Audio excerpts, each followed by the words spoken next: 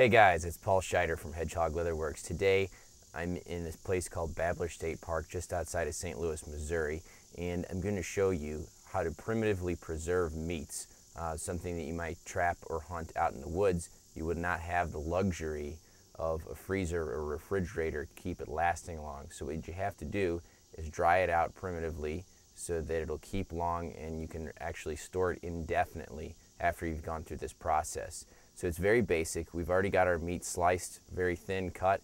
You're going to see that in a moment. But the first thing I need to do is build a tripod, which is going to become a drying rack that we're going to hang and drape the meat over. So I've already pre-selected 3 poles. And really quickly here, you're going to see me lash these together. And I'm just using some jute twine for this. It's a natural fiber. It's very readily available. You can get it at most any hardware store. In a primitive situation that was full survival, of course, you'd be making your own cordage.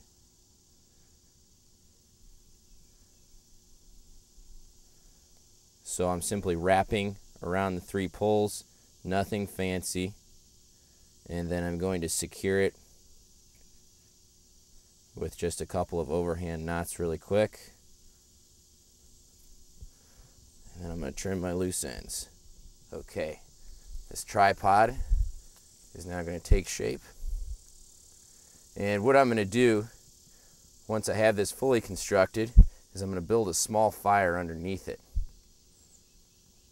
And the fire is not to cook the meat, it's simply to keep a small amount of smoke on it, because if you don't have smoke on there, the flies and the bees and all the other insects are going to come and start chowing down on your meat, and they're also going to be laying eggs.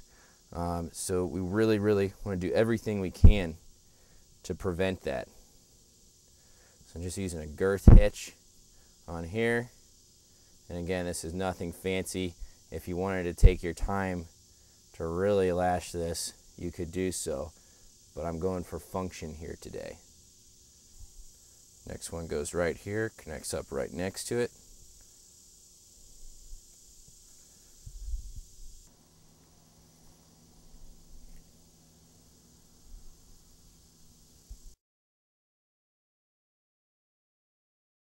Okay, so you get the idea. It's very easy, very functional. Now we've got our basic tripod in place, and the next thing we're going to do is drape our meat over each of these racks. And if we find out that we don't have enough rack space, we'll just tie on a few more and we'll be good to go. So these are very thin cut pieces of beef. This is actually store-bought meat for the sake of the example. And as you're going to see, we don't want the meat touching other pieces. And we put a little bit of space in between them so that when the smoke comes up, it gets all in there and it doesn't leave any parts untouched.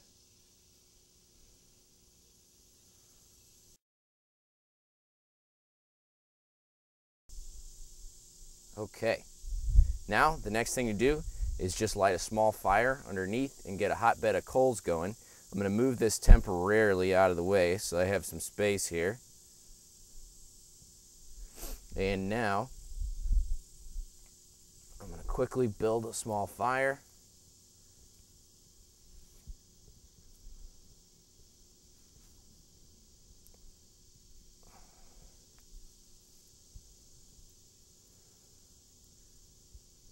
And I'm going to do this using the bow drill method.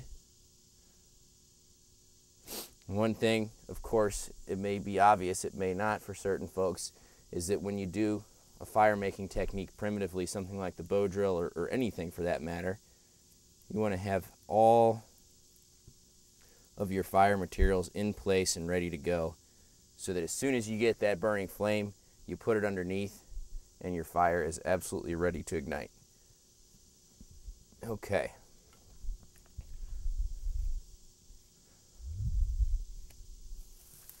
At this point, get all my components ready. I've got my tinder material right here.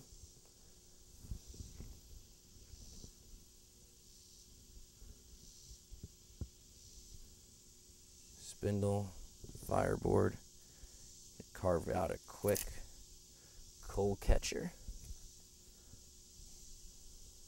I like to do this with my shoes off.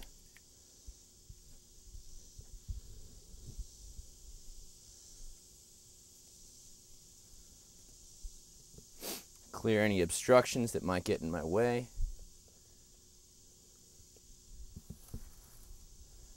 And now I just go to work, spinning back and forth.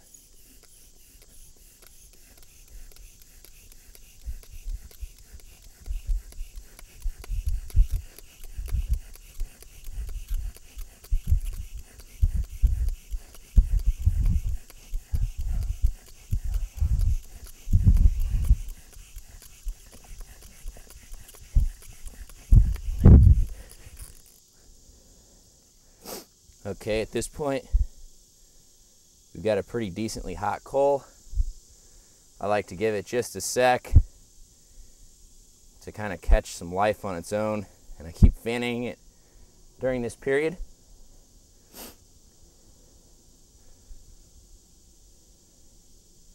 Just so that I know it really takes well. When I'm pretty confident I've got that, I take my coal, dump it in the tinder material,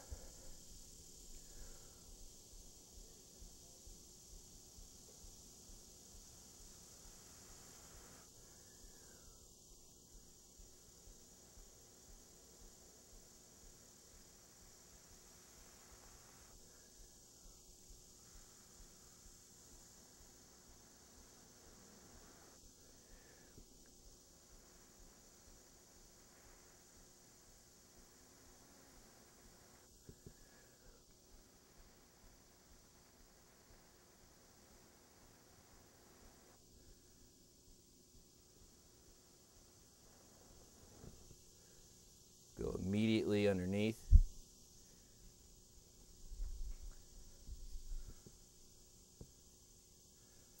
Get our fire going.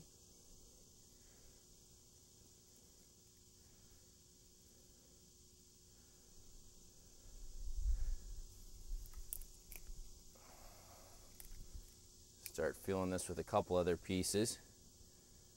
And as it really starts to catch on, I'll let it burn down and actually turn into a small bed of coals. Then I'm going to take our meat drying rack,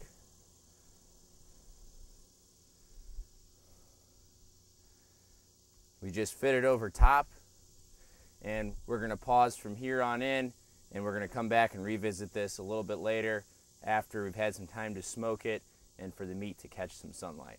Thanks, and I'll see you in the next segment. Hey, it's Paul again, joining you for the last segment of our sun-dried jerky tutorial here. As you can see, this stuff has gotten pretty crispy now. It's been in the sun for about 2 days. As you remember from the last segment, we lit a small fire under it. Well, we ended up smoking it for a couple of hours, mostly just to keep the insects off, and then we moved it in the sun, and over the course of the last 2 days, we've had to move the tripod periodically just to make sure it's been staying in direct sunlight. But anyway, it's finished, and it's got a slightly smoky flavor to it. It is by no means amazing beef jerky, but out here it's a second alternative, and it works just fine. It's a great method for preserving meat indefinitely, and this is how you do it in full survival. Thank you for watching. I'm Paul Scheider from Hedgehog Leatherworks, and I'll see you next time.